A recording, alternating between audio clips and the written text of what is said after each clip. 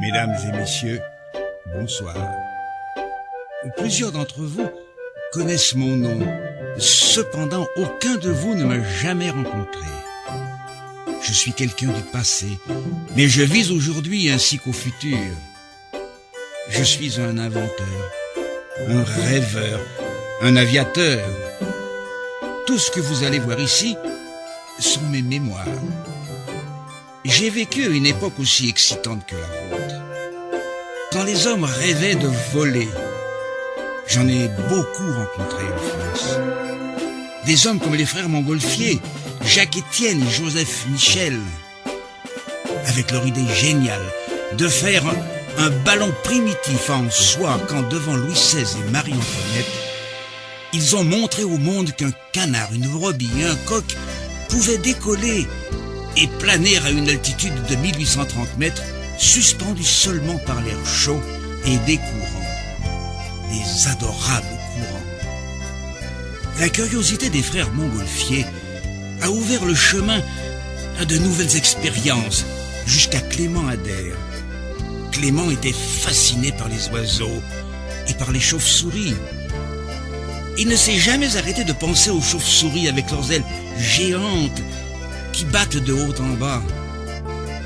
Et il a construit de fameux éoles à vapeur qui rappellent une chauve-souris. Il a nommé ces objets volants d'avions, et le nom demeure jusqu'à nos jours. Mais ce sont les dirigeables qui m'ont inspiré à mon temps, ainsi que la beauté de l'avion, la France, propulsée à l'électricité, qui a volé plus loin. Tous m'ont inspiré pour mon dirigeable, mon numéro 6.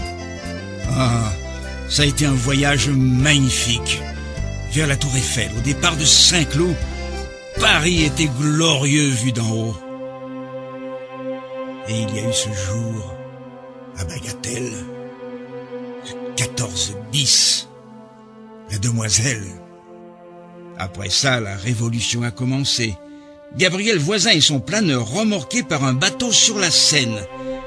Il l'a appelé le canard voisin et s'est inspiré de mon dessin du 14 bis. Ou son collègue, Robert Hainaut-Peltry, qui a étudié les mystères de la pression de l'air en observant son planeur en train d'être remorqué par une automobile sur la plage, près de Calais.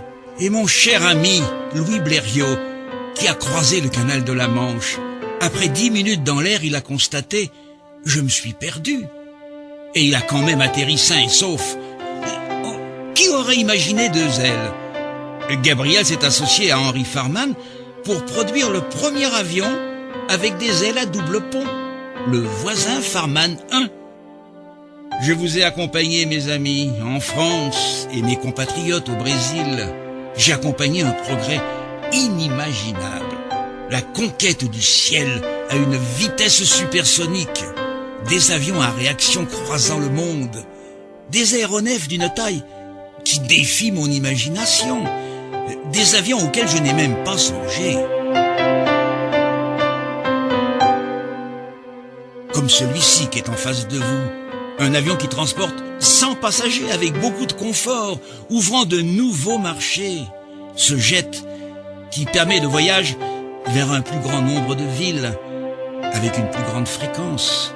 Souvenez-vous, mes chers amis de la France, souvenez-vous de moi quand vous traversez les vents.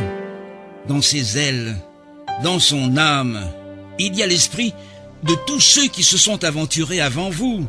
Tous les grands aviateurs de vision, brillants, du Brésil, de la France.